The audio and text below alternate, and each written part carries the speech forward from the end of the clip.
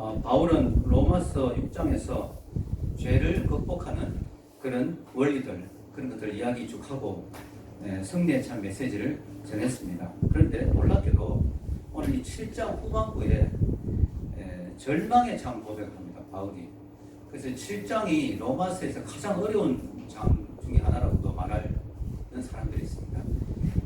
고기, 맛있는 고기로 비유하면 로마서를 가장 힘줄이 질긴 부분, 스테이크에서 가장 힘줄이 질긴 부분이라고 말할 정도로 로마서 7장이 특히 후반부가 참 어리둥절하게 하는, 아니 바울이 정말 율법에 대해서 죽었고 죄에 대해서 죽었고 그 승리를 이야기한 그 바울이 오늘 나는 죄 아래 팔렸다, 나는 육신에 속하여 죄 아래 팔렸다, 이런 절망적인 메시지를 어떻게 전할 수가 있는가.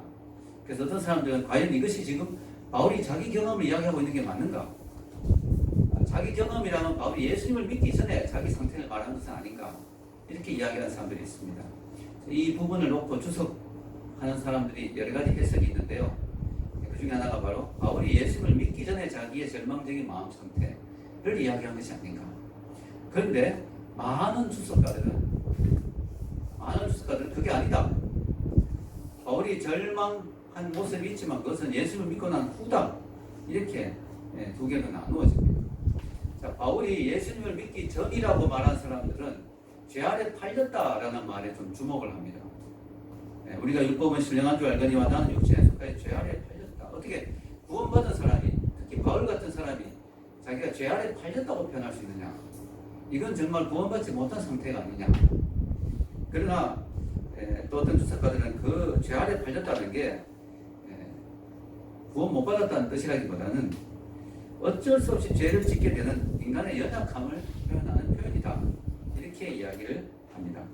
자, 많은 사람들은 오늘 본문의 고백을 예수님을 믿고 난 후에 바울의 고백이라고 봅니다. 그 이유를 저는 세 가지 정도로 설명해 드리겠습니다. 이 고백이 예수님을 믿고 난 후다. 첫째, 14절 이하부터 이 표현들의 지는 현재형으로 표현이 됩니다. 현재형. 그전엔 과거형이었어요. 바울이 표현하는 것이. 그러나 14절 이후부터는 자기에 대한 상태를 현재형으로 표현하거든요. 현재 내 상태라는 거죠. 과거에 예수를 믿기 전의 상태가 아니에요.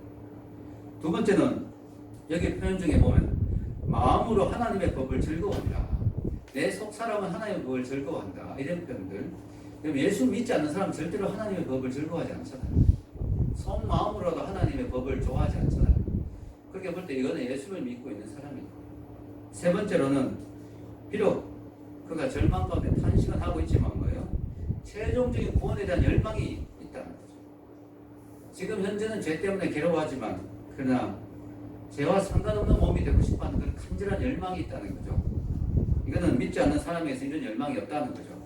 이런 걸 볼 때 이 고백은 구원받은 이후에 바울의 고백이 맞다라고 주석가들은 이야기를 합니다.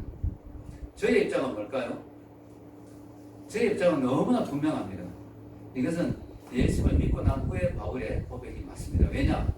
제 경험으로 볼 때 저도 예수를 믿는 사람인데, 심지어는 저도 목사인데 제 삶에서 이런 탄식이 나올 때가 참 많다는 거죠. 예수를 분명히 믿고 난 이후인데도 저는 가끔씩 죄와 치열하게 싸우는 제 자신을 발견할 때가 있습니다.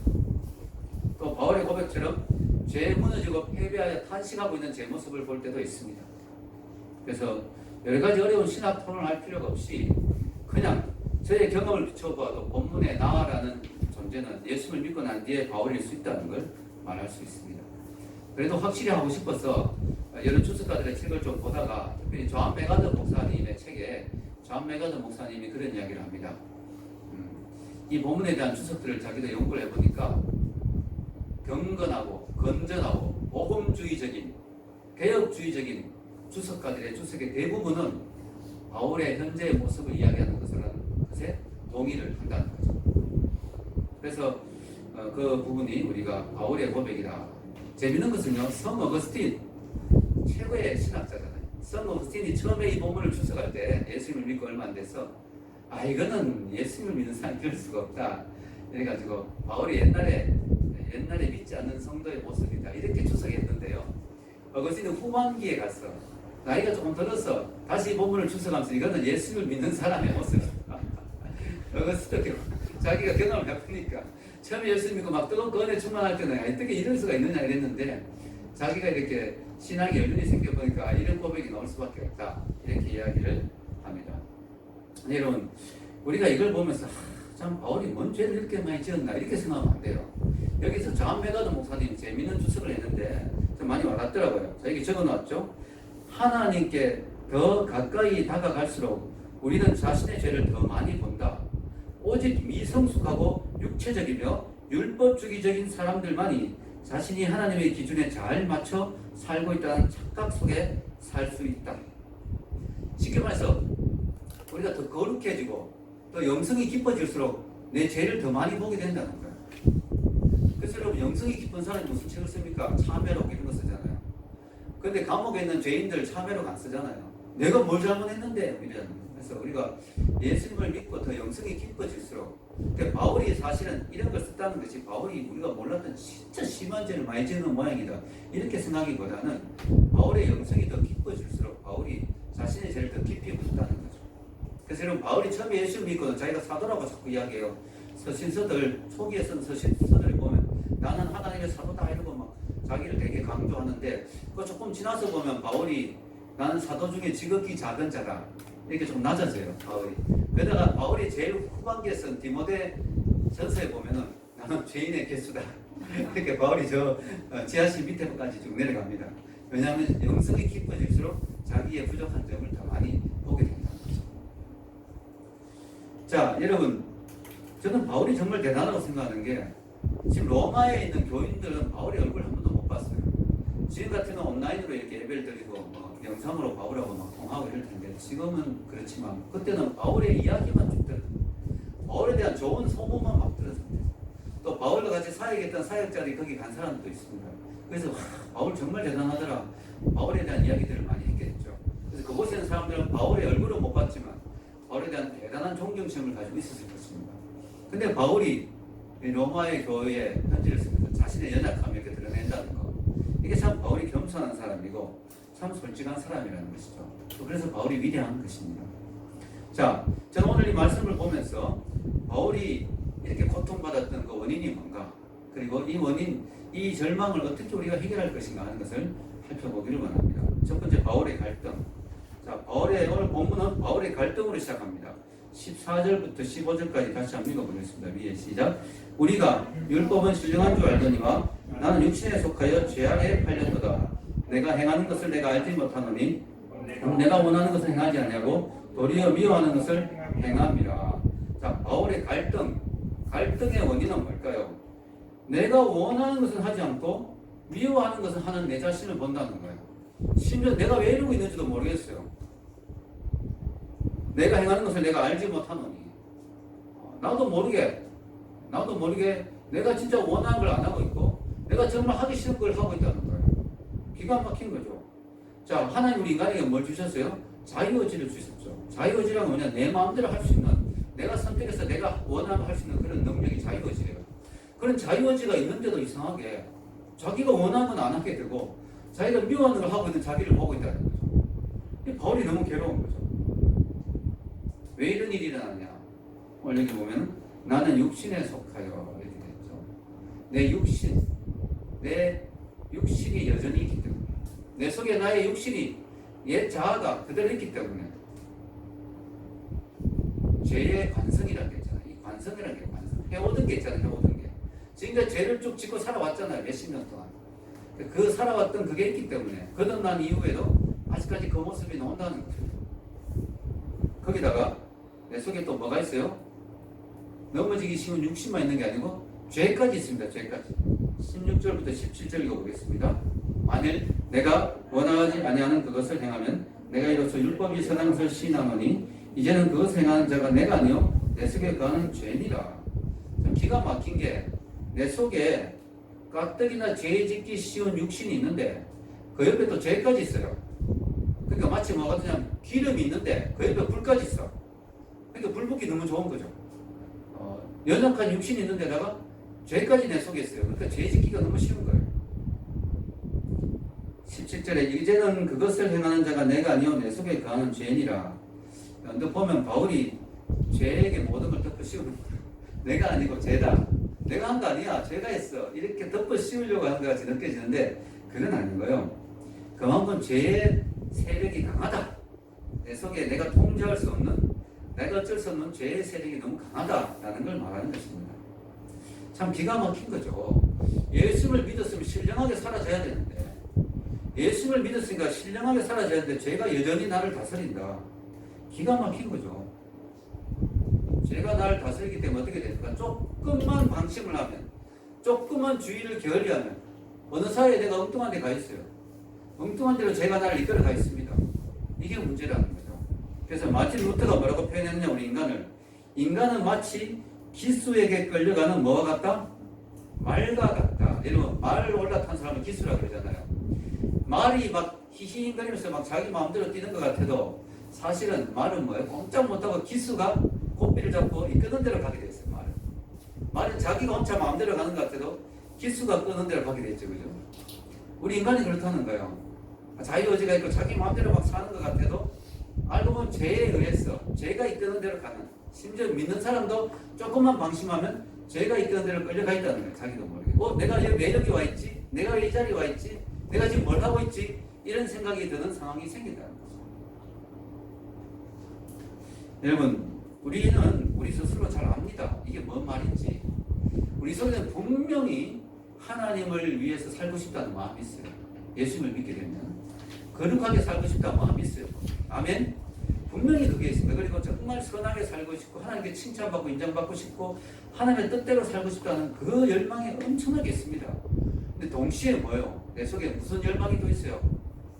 하나님 원하지 않는 그 일을 하고 싶은, 내 마음대로 살고 싶은, 내 욕심과 욕구대로 따라가고 싶은, 내 야망대로 살고 싶은, 내 원하는 대로 살고 싶은 그 욕구가 또한 있어요. 이 두 가지가 우리 속에 있다고 우리 날마다 경험하잖아요. 여러분, 그래서 예수님을 믿으면 어떤 면에서는 예수님 믿으면 평안이 온다, 행복하다, 마음에 평안이 온다 이런 말도 있지만 평안을 내게 너에게 주노라. 평안이 옵니다. 왜냐하면 근본적인 죄 문제가 근본적으로 해결돼서 칭의. 우리는 이제 하나님 형벌을 받지 않는. 그리고 또 뭐예요?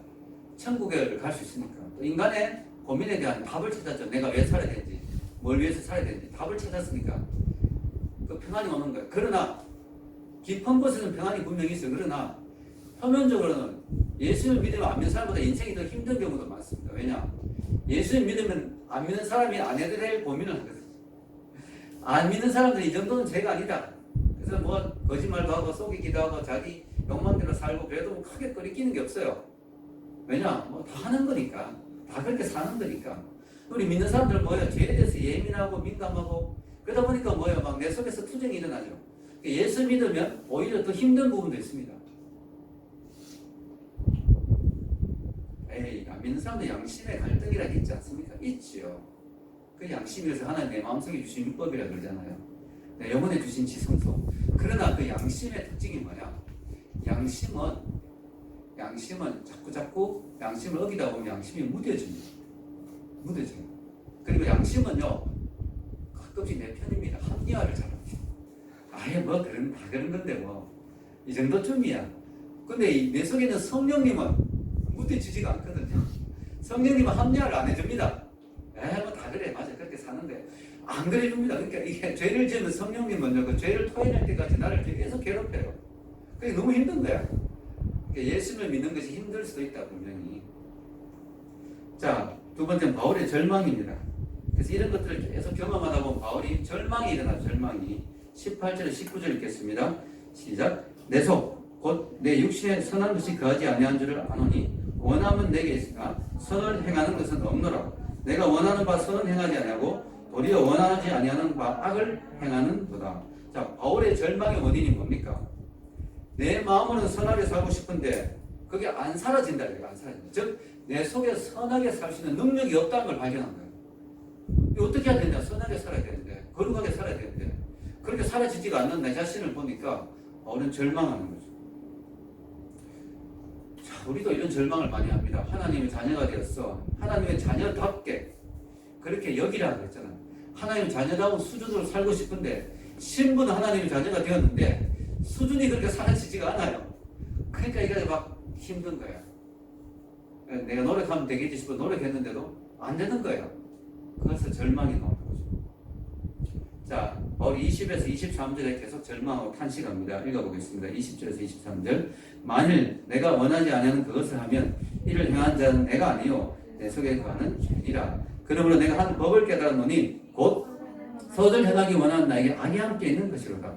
내 속 사람으로는 하나님의 법을 즐거워하되 내 지체 속에서 한 다른 법이 내 마음의 법과 싸워 내 지체 속에 있는 죄의 법으로 나를 사로잡는 것을 보는도다. 자, 내 속에 두 개의 자아가 있다. 두 개의 자아가. 하나의 나가 있는 줄 알았는데 두 개의 나가 있다는 거예요. 하나의 나는 뭐냐면은 하나님의 뜻대로 살려고 하는 나. 또 하나의 나는 하나님 원하지 않는 삶을 살기를 원하는 나. 내 속에 두 개의 자아가 있다는 거예요. 마치 퀴리 박사와 하이든처럼. 참 그 소설이 정말 기가 막히죠. 내 속에 그런 두 가지가 있다는 거죠. 또 내 속에 두 가지 법이 있다는 거예요. 하나님의 법과 또 뭐예요? 죄의 법. 이게 치열하게 싸운다는 거죠. 근데 문제는 많은 경우에 죄의 법이 나를 사로잡는다는 거죠. 죄의 법이 상당히 강력하다는 거죠. 심지어는 신령하고 은혜에 충만한 바울조차도 죄의 법에 굴복하여 넘어지면서 이런 탄식을 하니까 우리는 말할 필요도 없죠. 이런 걸 자꾸 경험하다 보면 어떤 생각이 듭니까? 절망이 오죠, 절망이. 그래서 어차피 거룩하게 못 살 거 그냥 되는 대로 막 살자. 이런 식으로 절망해서 포기하는. 야, 이렇게 자꾸 죄를 짓는 거 보니까 난 구원 못 받은 거 아닌가? 어차피 구원도 못 받았는데 그냥 되는 대로 살자. 막 살아버리자. 어차피 뭐 안 되는데. 이렇게 막 나가버리는. 진짜 막 국수 먹으러 가는. 네. 막 나가버리는 이런 경우가 된다는 거야, 이거. 심각하죠. 그래서 여러분, 이게 이 절망을 잘 다루어야 됩니다. 마귀가 제일 원하는 게 이거예요. 우리가 절망했어. 알아. 놓아버리자. 다 놓아버리자. 뭘? 하나님 자녀답게 산다. 예수님을 닮아간다. 성화한다. 거룩하게 산다. 아니, 다 필요 없는 소리다. 난 어차피 그걸 못 사는데. 막 살자. 이렇게 되기를 마귀는 원하는 거죠. 뭐 어떻게 해야 될까요, 이거 도대체? 자, 여러분, 이게 바로 칭의와 성화의 지금 문제죠. 자, 우리가 칭의는 한순간에 얻게 됩니다. 한순간에. 예수 믿는 순간에 한순간에 칭의를 얻게 돼요. 신분적으로 뭐예요? 하나님의 자녀가 됐어요. 근데 뭐예요? 수준은 하나님의 자녀답지 않아요. 그 수준을 맞춰가는 게 성화죠. 성화는 시간이 걸립니다. 근데 여러분, 우리는 왜 어디서 우리가 모르고 있는 부분, 놓치고 있는 부분이 있냐? 오늘 진짜 중요한 부분이에요.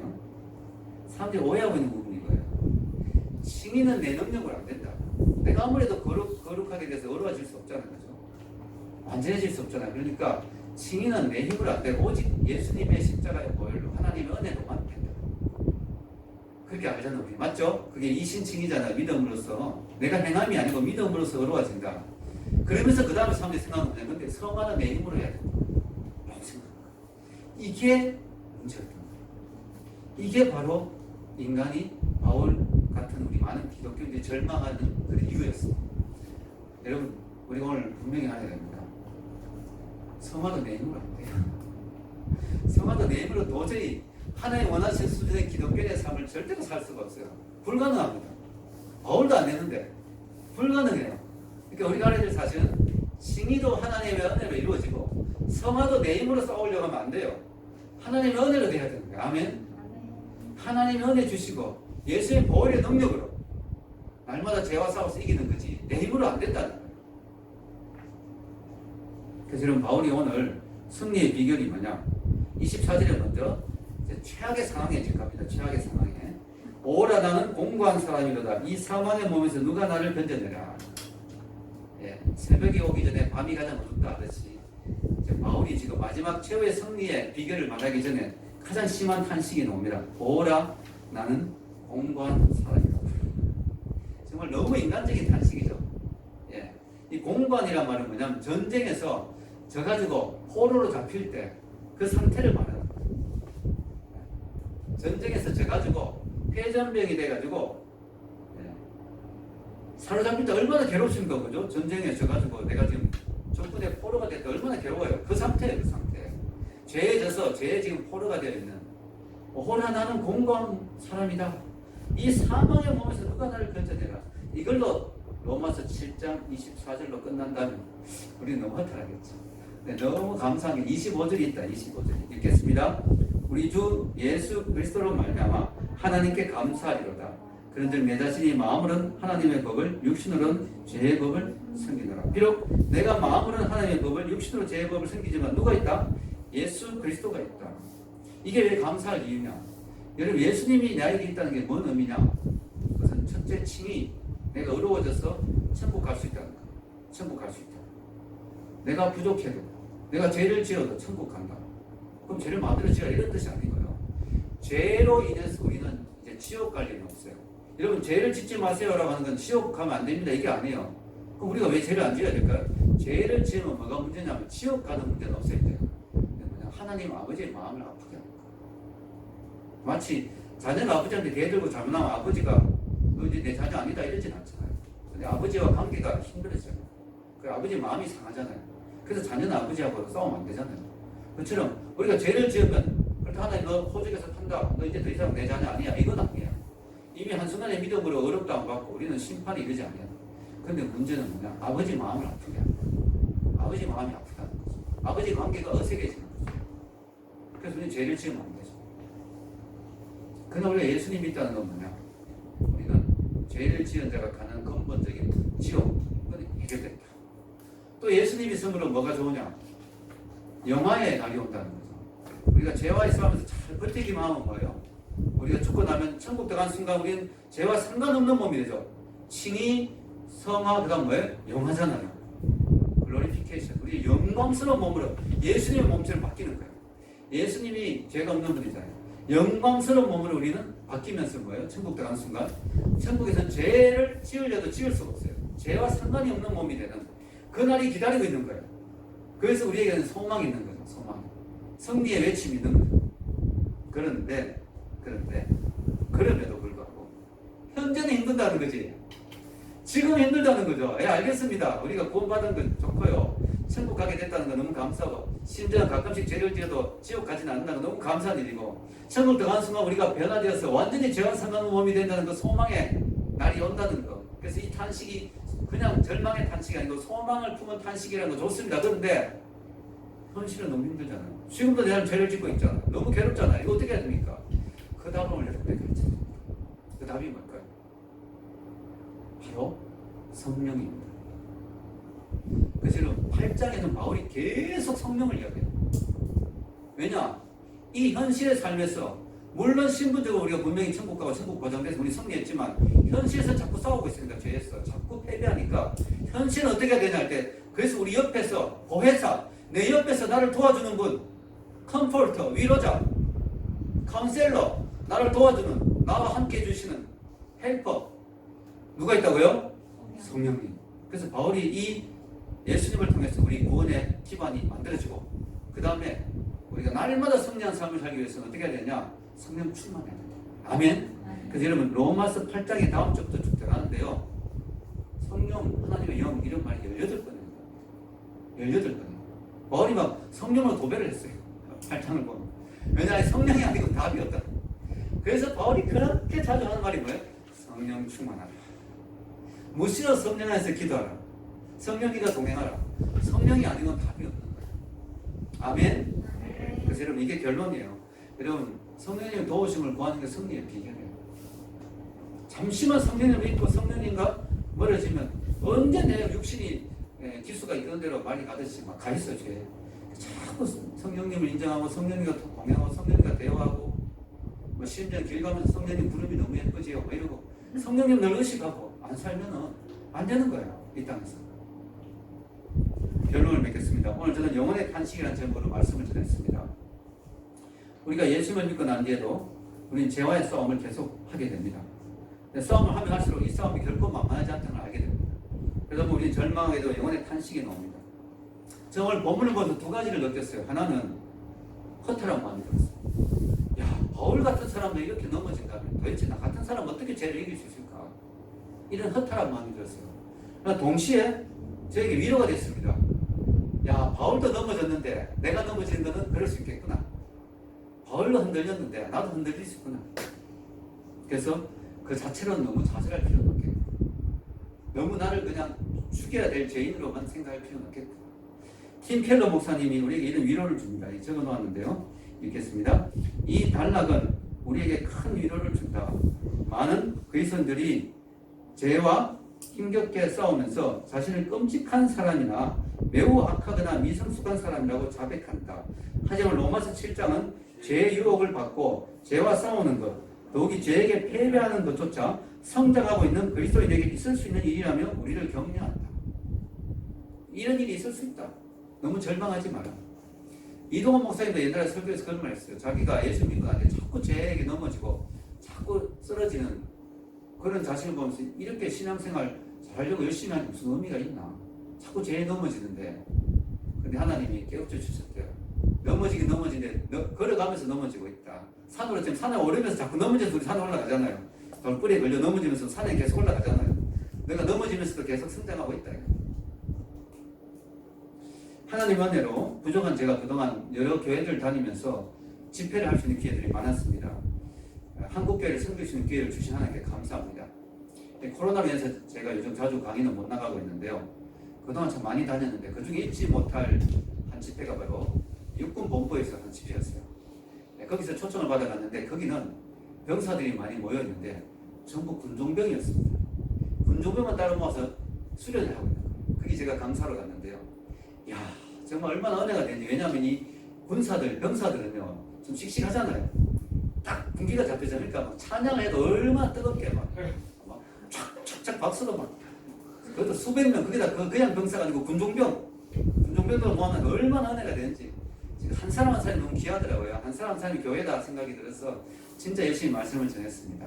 그리고 내려왔는데 가려고 하는데 군종병 한 명이 어두운 얼굴로 저에게 다가와서 저에게 잠깐 신앙 상담을 하고 싶다고, 그래서 이야기해보라고 했더니 오늘 목사님 말씀 잘 들었는데요, 저는 예수를 믿는다고 생각하는데 자꾸 죄에 넘어집니다. 이런 걸 보니까 제가 구원 못 받은 거겠죠. 이렇게 이야기했죠. 거기서 제가 어떻게 대답하냐가 정말 중요하죠. 제가 대답을 잘못하면 그 군종병은 평생 절망 가운데 살 수도 있어요. 근데 성령님이 저에게 지혜를 주시더라고요. 제가 이렇게 대답했습니다. 무슨 소리입니까? 형제님이 지금 죄 때문에 고민하고 있다는 자체가 형제님이 구원받은 증거입니다.